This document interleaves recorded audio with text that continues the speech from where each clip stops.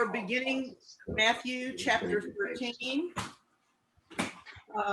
And we've been through chapter 11 and 12. And in 11 and 12, we've heard a lot of different stories. Some stories where people are very positive about Jesus. They say Jesus is the Messiah. Some people, they're neutral, like John the Baptist. Where is Jesus the Messiah? And then we've heard a lot of negative stories where people say Jesus is not the Messiah. And these are like the Pharisees, the Bible scholars, they're all rejecting Jesus. And so Jesus isn't exactly surprised or thrown by all of this. And he's really, in chapter 13, he is kind of focusing on this kind of reaction, to him. And so we find in chapter 13, the parables, and we're going to be hearing the parables of the seeds thrown out on different soil, and we're going to be hearing about weeds in the wheat, and the mustard seed and the yeast, and various parables. And one of the things that we need to take a look at is when we look at who was responding, like the positive, the neutral, and the negative stories, who is really who are the people who most often accept Jesus? Who have we found are the people that accept him more often than others? And they are, like the people who might not even be religious at all, or they might be of another religion, not Jewish, or they might be poor people. It's the scholars and the really the leaders of the Jewish faith, a lot of those who aren't accepting him. So in chapter 13, Barclay begins with saying that this is kind of a turning point. This is, even though Jesus has been telling stories before, this is really where he starts using parables, and the full-blown parables that we know him for. And he also says that Barclay is saying that this is kind of a turning point, because previously Jesus has been going into synagogues and teaching. But now it says that he's teaching on the seashore. So Barclay, but I don't know, I don't understand that exactly, because he was teaching on the seashore before, on the lakeside before. So that kind of was a strange thing for me to hear Barclay say right here. But he is claiming that at this point that he is no longer, he's starting to be banished from the synagogues. He's not being allowed to come into the synagogues as much. He said the normal people in the synagogues would accept him, but anytime he would go into a synagogue to preach now, that he's constantly bombarded with questions and threats, and every action he takes is being questioned by the leaders of the Jewish faith. Can I share something about parables? Mm-hmm. I did this chart when we did the book that compared the four gospels side by side. In the gospels there, in the synoptic gospels, there are 37 parables. Luke has 22 of them, and 9 of those 22 are unique. Mm-hmm. And Luke has the most. And so I was wondering, Susan, can I send you this chart if I can find it online, and you can put it on the webpage? Oh yeah, that would be great. I remember that chart. I have it somewhere. Yeah, okay. I'm not sure which computer it's on, because I've changed computers, but I'll see what I can do. Okay, great. And Barclay kind of goes into some questions about why did Jesus use this method, and what advantages does a parable offer, and what kind of advantages do you see parables offering? Well, they're not specific. In the Old Testament, there is a lot of information that is specific to a time, to an event, to a ruler, and that doesn't translate as well going forward. Whereas if you just take a very important concept and present it in a more general way, it's timeless. Mm-hmm. it doesn't attack people directly. Mhm. Mhm. Mm-hmm. It makes the message accessible to the everyday person. Right. Take a look at sowing in the fields, you Mhm. know, or yeast in the bread. There are stories that are all of us, well, we can relate to. You know, we really have to, and Barclay mentions this a little bit later, is that we really, to really understand the parables, we have to really understand uh, all of the details about life back then, you know, and what these things that Jesus is talking about, the yeast and the weeds and sowing seed, what that meant to the people of that time. And that way it can kind of tie us in, because we hear it. And I've never, some of you may have been associated with farmers. I never was associated with farming, or I didn't bake bread until maybe 5 years ago, you know, that I really did that. And I did that with Mabel. No, that was longer than that. We did it with Mabel Garrison and learned it was all day to bake bread. Doesn't have to be. Right, right. You know, it's kind of made me think of, sometimes we talk about the upcoming generation and the disappearance of churches and so forth. And I just had a flash there, a connection, because there's a lot of language and a lot of things that young people use that I'm sure I know I don't know anything about and understand. And all generations have those kind of slang terms and so forth, but they are yet one more generation removed from knowing that beans don't grow in a can, you know, and that sort of thing. Yeah. And even though There's kind of a connection there between the language and the metaphors that are used. And so they're thinking, well, what is this crap about? well, even though I first husband was a farmer, came from a farm family, and my grandmother grew up in a farm family, not understanding how farming was done in that part of the world in that day, still made the parable of the sower a little challenging. And I didn't really understand it until I preached a sermon on this scripture several years ago and did some research and learned. I didn't use Barclay, I used somebody else, but the fact that there were paths, there were walkways through the fields. That, you know, that's not how we farm in America. Because they didn't have tillers. Mhm. Right. They didn't have the horse-drawn tillers, or you didn't have a way to dig up. Right, right. Yeah. And so people just walked right through the field and, you know, or maybe you dug, rather than walking through your field, you planted around the walkway. Mhm. Mhm. Well, that was their footpath to get somewhere. So you Yeah. kind of, I don't know, for lack of better words, out of respect, you have a path that goes through that people can get through that field. Mhm. So, but kind of going back to what the point you were making about, you know, the concern about how much more removed kids today are from the process of growing food and all.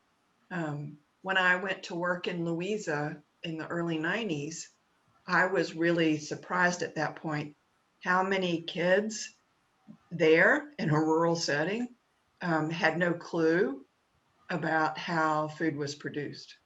Mhm. Well, that's really scary. Yeah, yeah. And so, because that quickly people had gotten away from having their own gardens. You know, it used to be everybody in the country had their own garden. And yet, But I will say that in elementary schools today, and Barbara can speak to this too, in a lot of them, they have set up, well, they're all raised beds usually, but they set up these little garden plots in elementary schools. And like I know in Louisa they have, and they take the food that's raised in those garden plots, and serve it in the cafeteria.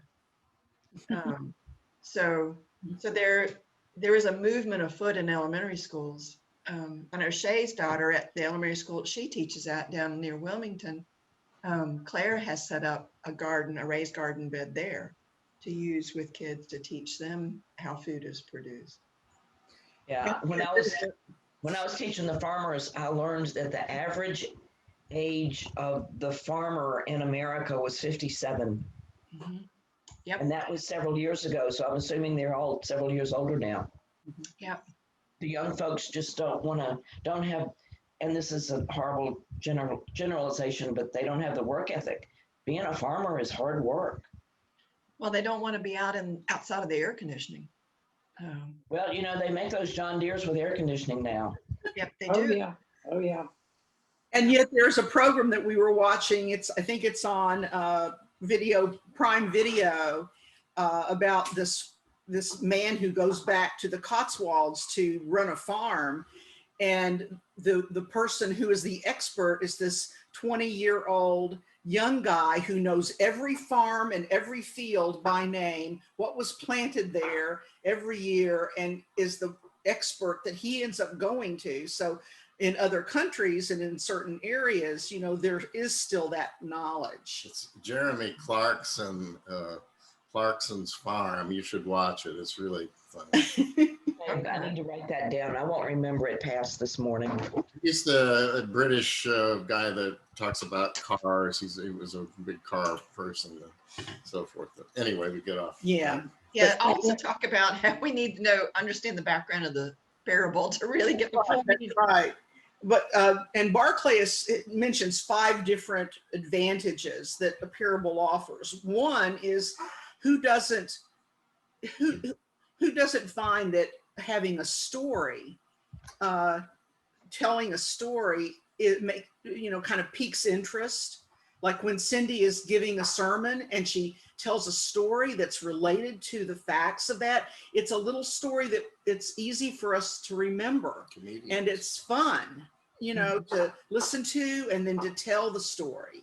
And so that's one of the things that Barclay mentions is that great teaching is storytelling, and in many cases, rather than having to remember all of these little details and memorize facts to learn a story and have a story associated with something really compels interest. Tiger Boy. Storytelling, teaching, accounting. Another thing he says is that sometimes when you're teaching someone something, you have to go from something that people know and know well, and then lead it into something that's harder for them to understand. Like Jesus is out sowing, mentions sowing seed, and the people who know exactly what he's talking about are weeds in the wheat, people know what he's talking about. And then to compare, I think what Barclay says, it's like taking a story and from an earthly story and with heavenly meaning and giving it meaning, another kind of a meaning with that. And he also says that, it's sometimes better with parables to hear a story and try to determine what is the truth that's being told in the story ourselves, to learn ourselves and kind of try to figure it out and see what that particular story means to us.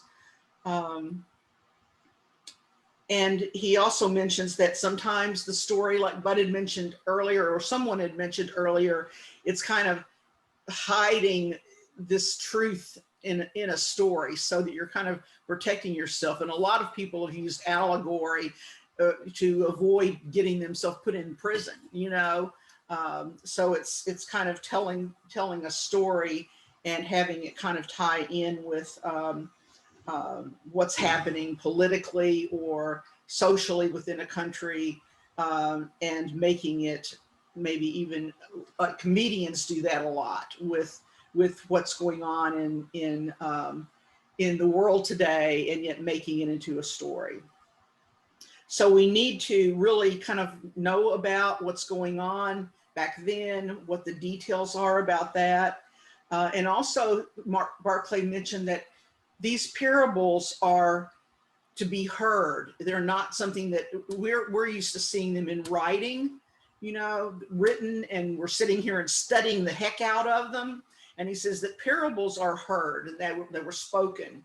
They were stories told around the campfire or around the boat or around different things. And they weren't something that was picked to death, that they usually are supposed to have, he says, are supposed to have one particular zap, and you're supposed to be able to get it, you know, or get the main the gist of it. So let's start with the very first parable in Matthew.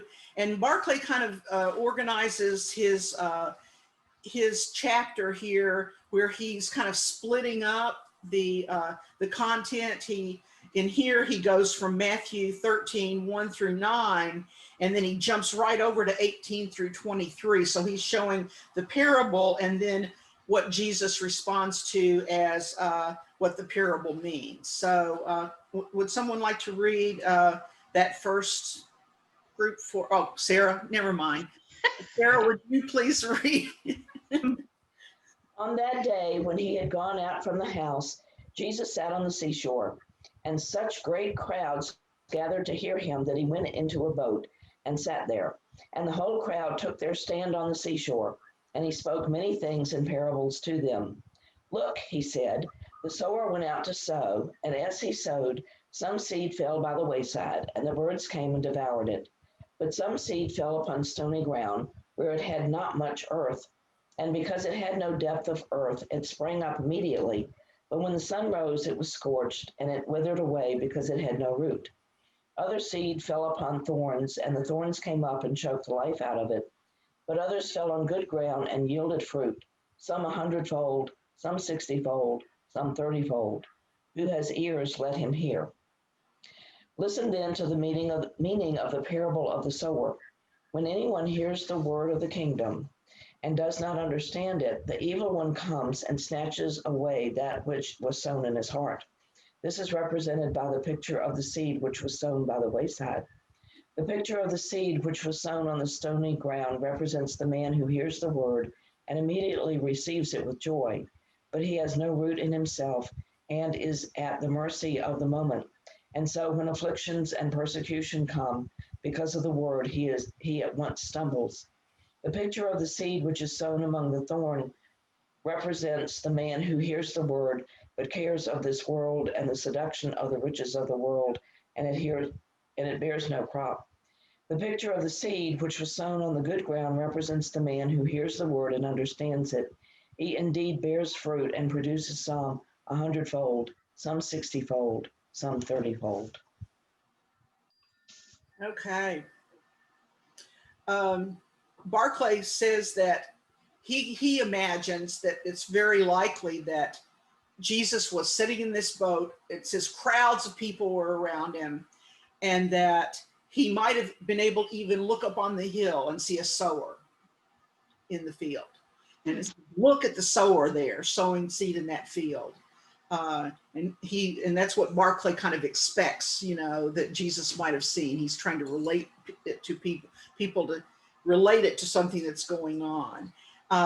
Barclay goes into that there were two different ways of sowing seed in Palestine back at that time. One was broadcasting it, where you walk up and down the field and you just kind of pitch it out, and that it gets caught by the wind, and so therefore who knows where that seed will land. And then he says the lazy way was to get a bag of seed, you cut a hole in the bag of seed, you put it on the back of a donkey, and you walk them through the field and let the seed kind of trail along, you know, and run out behind you. As I think that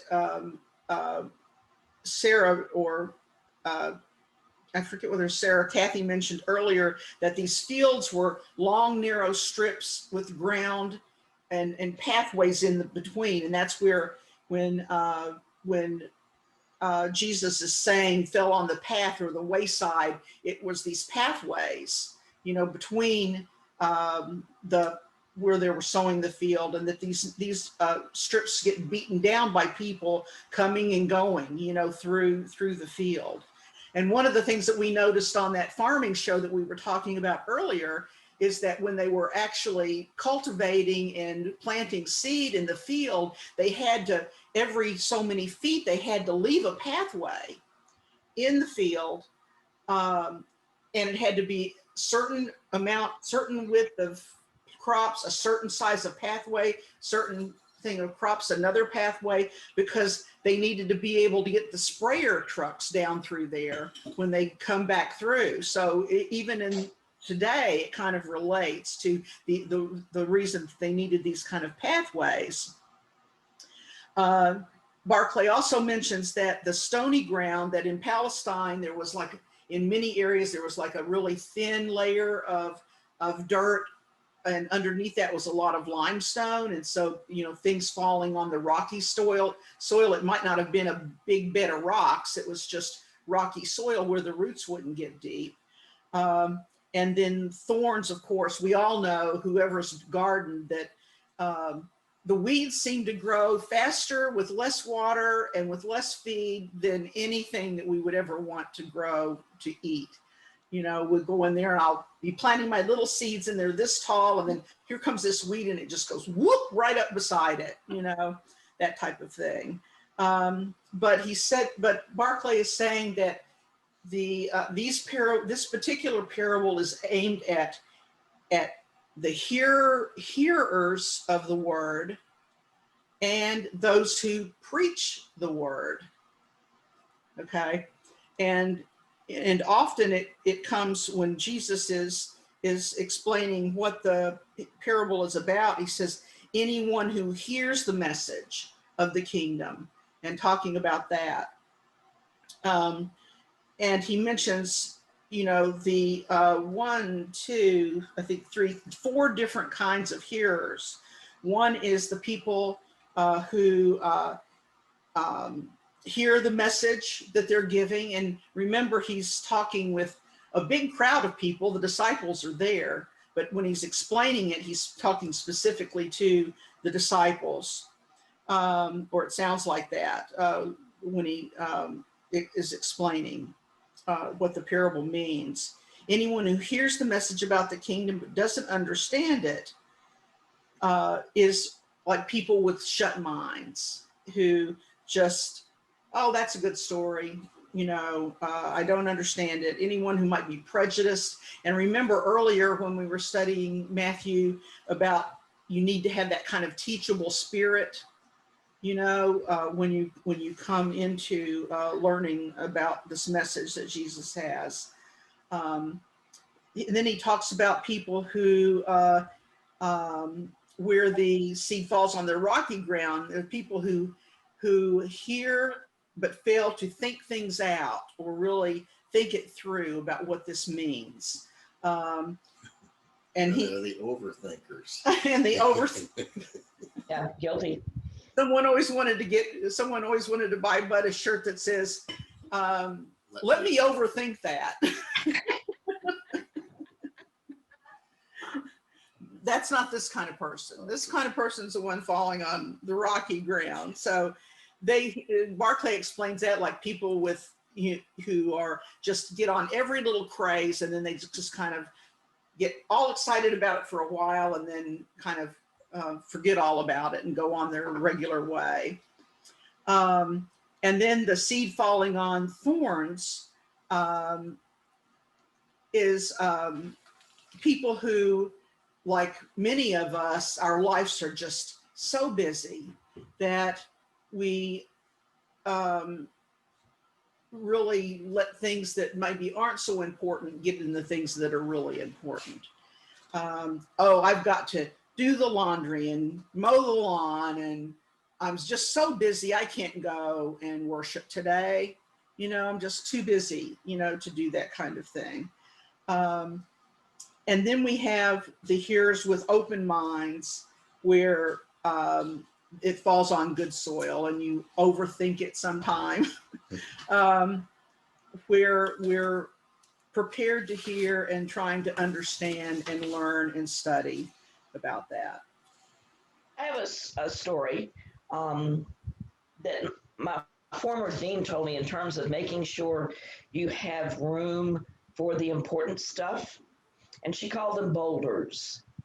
And for each class, she said, if you just cover 4 boulders and make sure each kid gets 4 things out of your class, you've done well. And you may have heard this story. Supposedly there was a professor or a teacher that had a bucket, and it was clear, and he filled it full of rocks all the way up to the top. And he said, is it full? And the class said, yes, it's full. And then he had a bag of pebbles, and he poured the pebbles in, and the pebbles filled in the space between the rocks. And he said, is it full? And the student said, yes, it's full. Then he opened a bag of sand and poured in the sand, and the sand managed to find space between all the rocks and the pebbles. He said, is it full? And they said, yes, it's full. Okay, Susan, what did he pour in last? Water. Water. In my story, it was beer. There's always room for The age beer. of the students. This was in college, so it was beer. But the idea was that if you put the That's first a waste of beer. things in first, you will find room for the other stuff. But if you fill it up with the smaller stuff, then the important stuff does get shut out. If you fill it full of beer first, then you're full. I thought that was a way to stretch your beer when you're sharing it with people. See how much fun stories are? Mhm. And how changing one little detail changes the story. Right, right. One of the things that I had never thought about before with this parable was when Barclay is saying it's not only for the hearers of the word, but those who preach the word.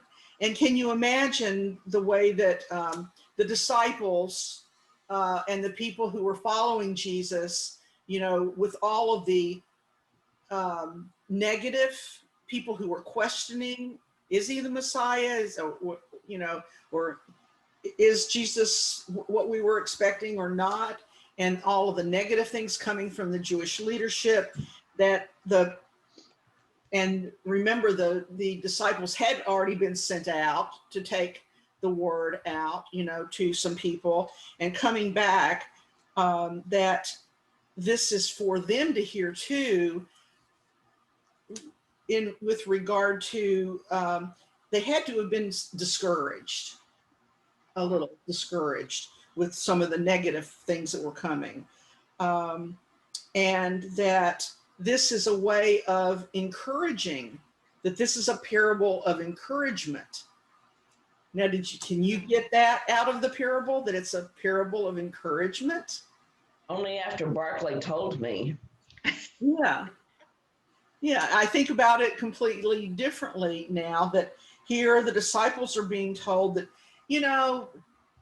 don't be discouraged. There are going to be these people, the seeds are going to fall everywhere. Some people are going to get it. Some people aren't going to get it. Some people are going to misuse it, but that the harvest will come, and that lost seed, and knowing that the seed's going to fall all of these places, that it's not going to be profitable and bear fruit, doesn't mean that the farmer doesn't keep sowing. Right. That you keep going. And Jesus makes this point now, I realize, several times. Mm-hmm. Like if the town you enter doesn't accept you, leave, shake the dust off your feet. And keep going. And keep going. The seed that you sow isn't going to land all on good soil. Right. Yeah. And then I think maybe it's in the next section, but Barclay says the other thing is you never know where you plant seed, that may come to fruition years later. Right. I've got an email that I printed out. I have a file folder of letters from students and former students that said, way to go. You did a good job. You made a difference to me. And one of those is from a student that never graduated because he never passed cost accounting after trying 3 times. And he sent me an email and said, you keep it up. You were doing a good job. It was my fault. Your class was the only class I attended in all of college that was truly a college level class. Mm-hmm. Wow. Yeah. Yeah, I actually printed it in big print and had it next to my computer for several years. Yeah. So it was encouraging, wasn't it? Yes, it was very encouraging, bad grammar and all. I think one thing that was left out of the parable is that some seed grows in unplanned and unanticipated places. Mm-hmm. I was thinking that too. If it's really good seed. Yeah. Right. Yeah. Yeah. Working at graduation last week or on Thursday night, and seeing the students that for the past 2 years I had hounded, some of them hounded about coming to school and doing their work, and walked them through stuff. And it was amazing to see how many of them made it. So, And did you get lots of hugs and smiles and waves? yeah. I got one young man that I'd worked with him last year. I'd worked with him some this year, and so I wasn't sure until I got there whether or not he was graduating. So anyhow, so I went up to give him a hug, and he hugged me back, and I said, "Gabe, I'm glad to see you're graduating." He said, "Yeah, I'm surprised. This is by the grace of God."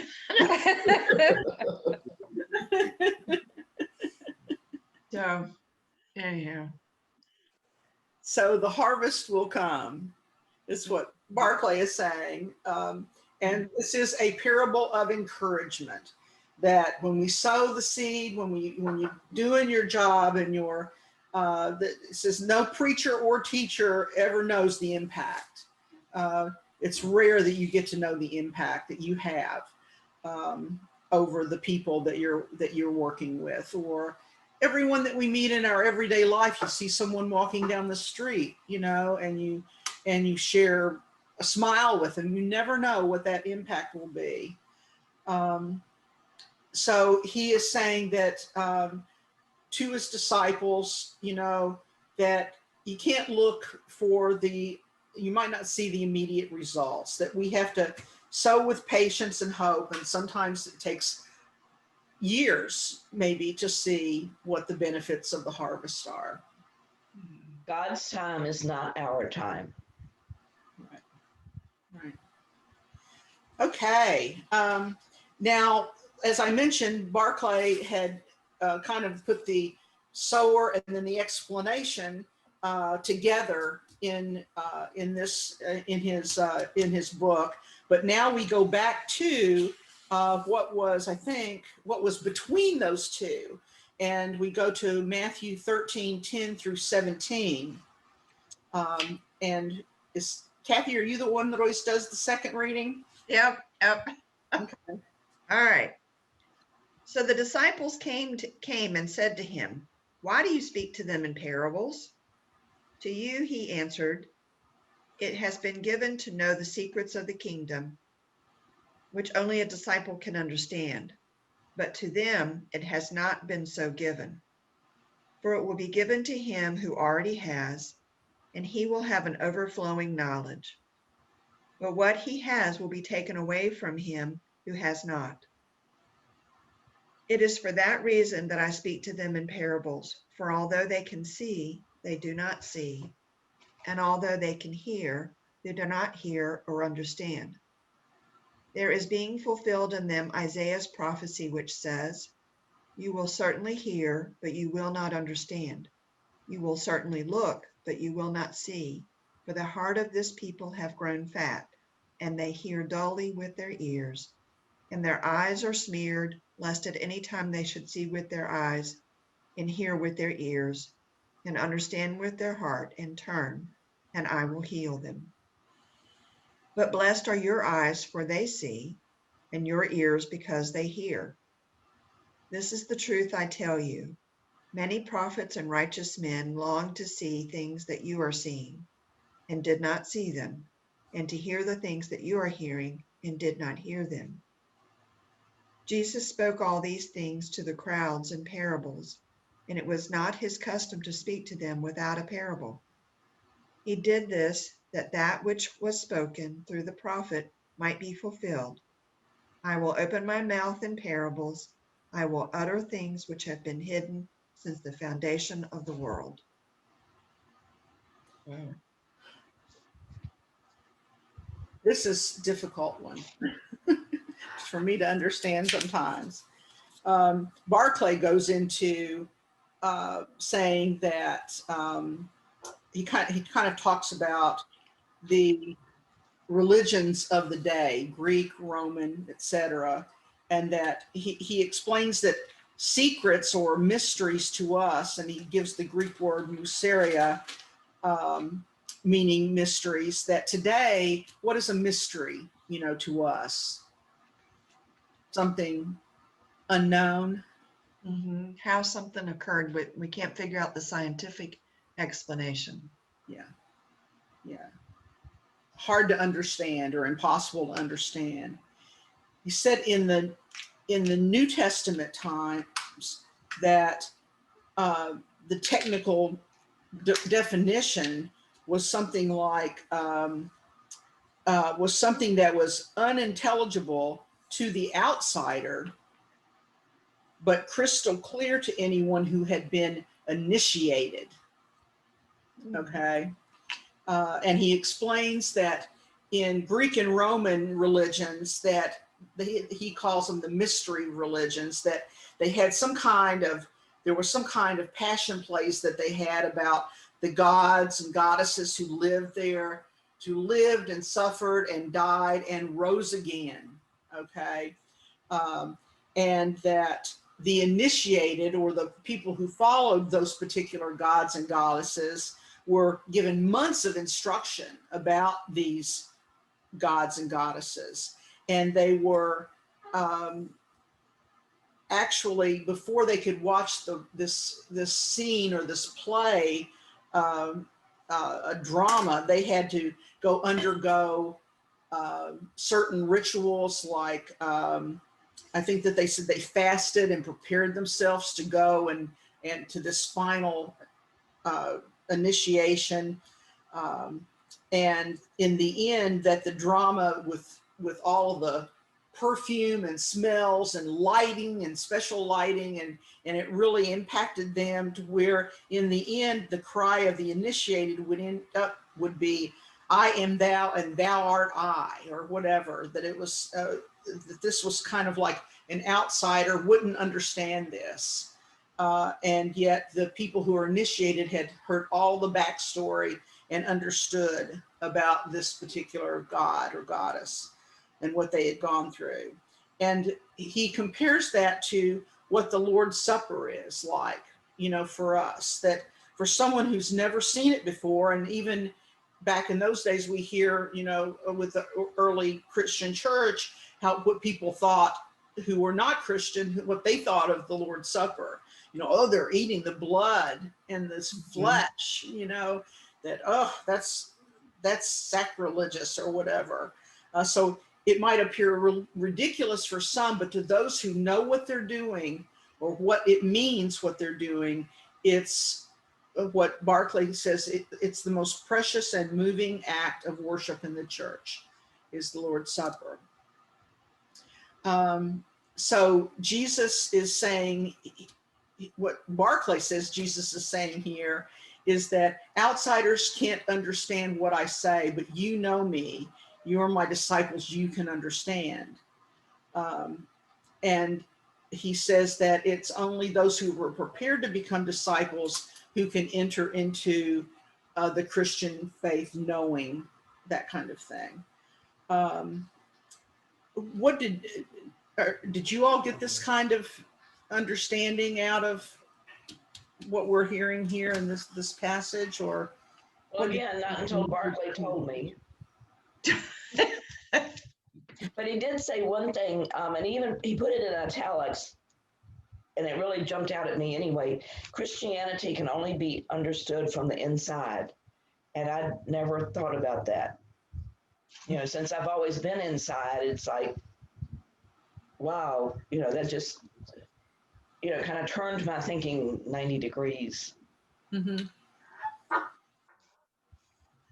Isn't that true about most everything? I mean, my mind went about 500 places while you all were talking, but Christianity has borrowed a lot and developed a lot from pagan rituals and so forth. And then we talked about the importance of some ritualistic thing. Well, you know, I guess I could, at least I'm not Catholic, but I would say they took it to pretty high heights of creating something around group psychology in a way. But I'm thinking as we're talking here, and I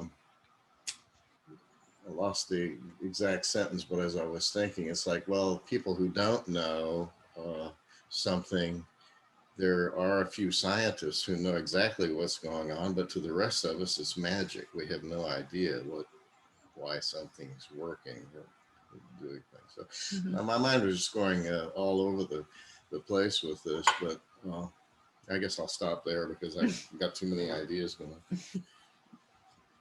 I'm still concerned that I don't know how a microwave works. Just don't just- stick your head in one. Clueless. Or your cat, don't do that. Yeah. I have a book that's really cool that's called How Everything Works. I have that. And it shows pictures of, it breaks down really complicated concepts into pictures and explanations. It's neat. Ooh. When we get back, we'll borrow it. Little bit just to come back, I think what Jesus is telling us and what developed Christianity is telling us is all through history there have been messages like that.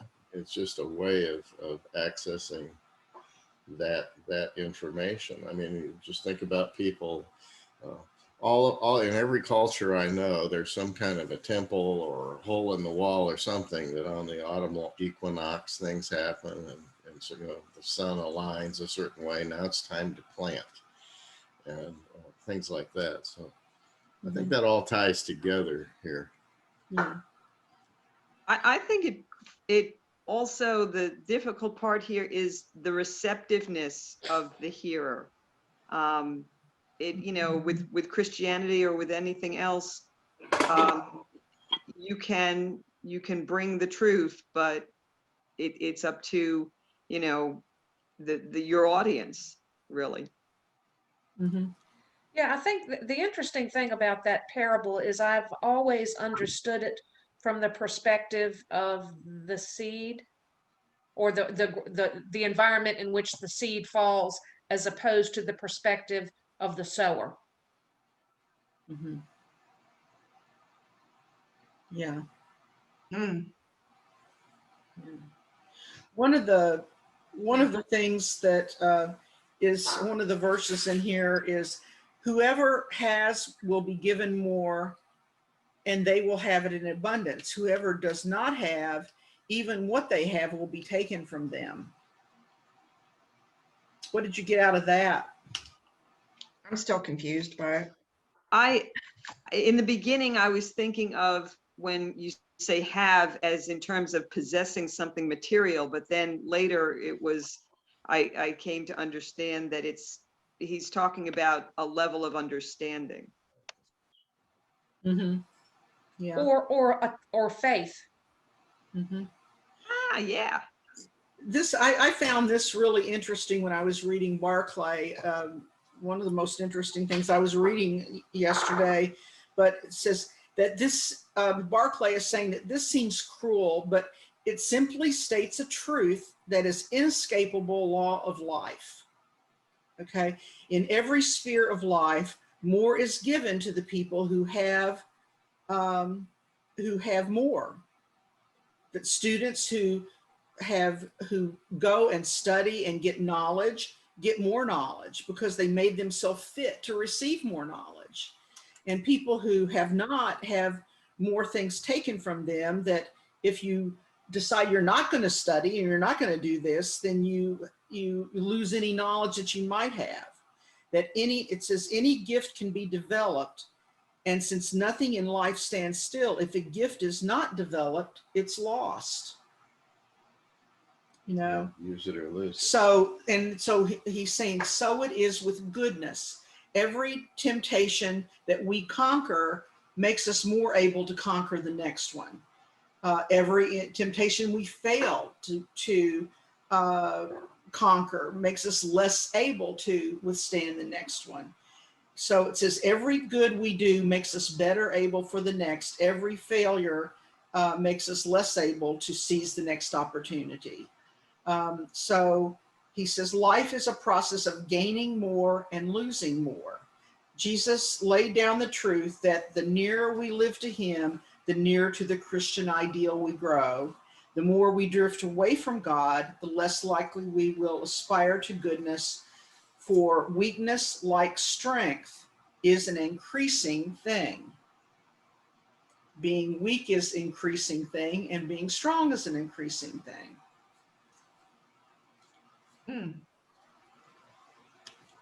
What do you think of, any thoughts about that?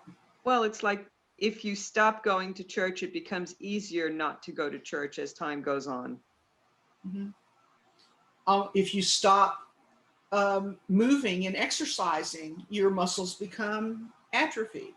If you stop thinking, your mind wanders and is less apt to go this way rather than that way. Pointing at me. No, oh no, I'm not pointing. No, never. I had a thought in the middle of all this. I talked about somewhere in there was talking about faith and increasing faith, and something's been rattling in my brain the past few days. And I've thought many times before about this. It's a little sidecar thing here, but I often wonder, what good does it do for me to pray for somebody I don't know who lives 500 miles from me? Somebody will say, my cousin has cancer, blah, blah, blah, let's pray for him. And I was kind of wonder about how that works, but in increasing faith, I thought, the officer came to Jesus and said, the centurion came and said, pray for my slave or cure my slave. And he was off somewhere else, and he went home and he was cured. And somehow in all this, that kind of rattles in my mind about increasing your faith. It's like, I don't understand that, but I can try to participate in it. Well, and to add to that, I would like to say thank you for the prayers for my friend, Sister Betty Jo, because the latest PET scan she had, I was anticipating just horrific results, and actually her tumors have started to shrink. Wow. So thank you. Indeed. Okay, everyone, it is 9:51. So I think they usually like us to cut off about 10 till for church. So we're going to start. I'm going to be doing next week. Kitten is now teaching live in person at church. So I'm going to take next week, and we'll start with page 79 in the book on the human blindness and God. It's still going to be associated with this particular reading. So we'll get started next week.